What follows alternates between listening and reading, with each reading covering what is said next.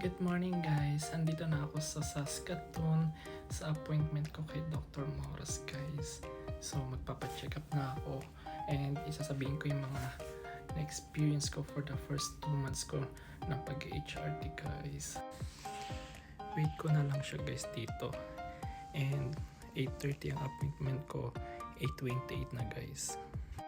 Hello guys, andito na, tapos na kami sa appointment ko. Sobrang bilis lang guys, as in talagang chika-chika lang ko about sa testosterone ko, okay daw. Pero sa estrogen ko guys, tinaasan na ni doc since medyo mababa daw yung estrogen ko. So yun, tinaasan niya ng 1 mg, which is good kasi yun yung talaga yung target ko, taasan niya.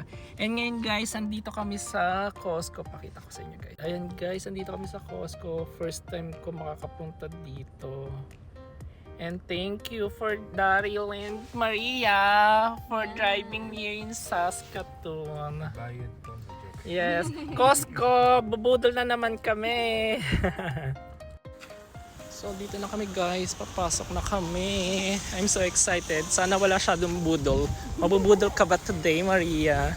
Ay, hindi ako magpapabudol. Ay, hindi magpapabudol. Ayan guys. Ending. Guys, tapos na kami bumili. May Budol. at nabudol.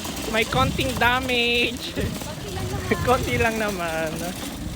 So ngayon guys, pupunta naman na kami sa Sephora. May bibilin lang ako guys doon for my skincare. So, mamaya na At lang may guys. mabubudol sa Marshall.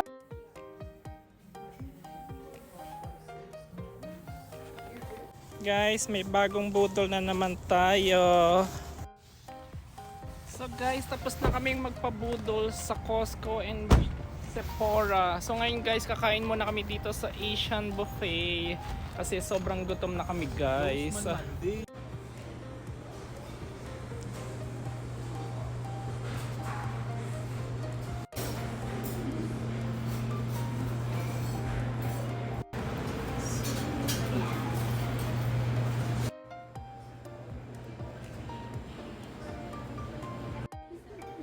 So guys, ito yung aking food. Wala, nakain ko na din.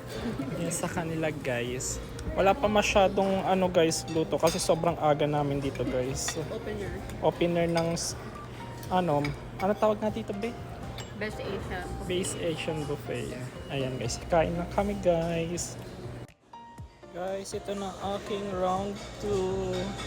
May wonton soup plus chicken. Tapos may fish guys. One eternity later. So guys, good evening. Kakauwi ko lang guys.